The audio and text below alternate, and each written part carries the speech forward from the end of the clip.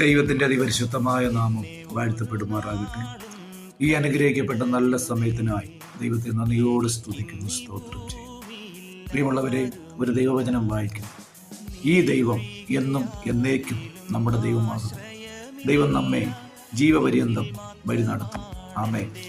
ഈ തിരുവചനത്തിൽ ആശ്രയിച്ചൊരു നിമിഷം പ്രാർത്ഥിക്കാം. പരിശുദ്ധനായ ദൈവമേ, സ്വർഗീയ പിതാവേ, ഈ തിരുവചനം വായിക്കുകയും കാണുകയും കേൾക്കുകയും ചെയ്യുന്ന എല്ലാ പ്രിയപ്പെട്ടവരെയും കുടുംബങ്ങളെയും വ്യക്തിജീവിതങ്ങളെയും അവിടുത്തെ കരങ്ങളിൽ ഏൽപ്പിച്ച് പ്രാർത്ഥിക്കുന്നു.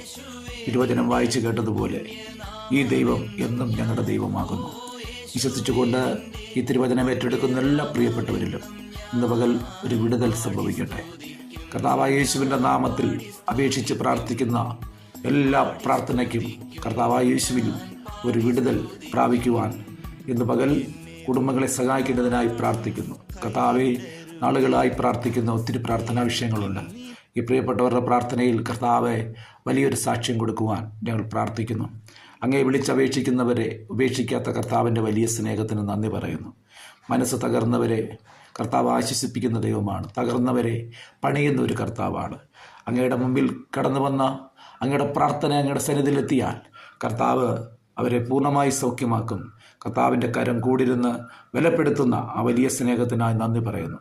പ്രാർത്ഥന കേട്ടതിനായി നന്ദി. യേശുവിൻ നാമത്തിൽ ആമേൻ.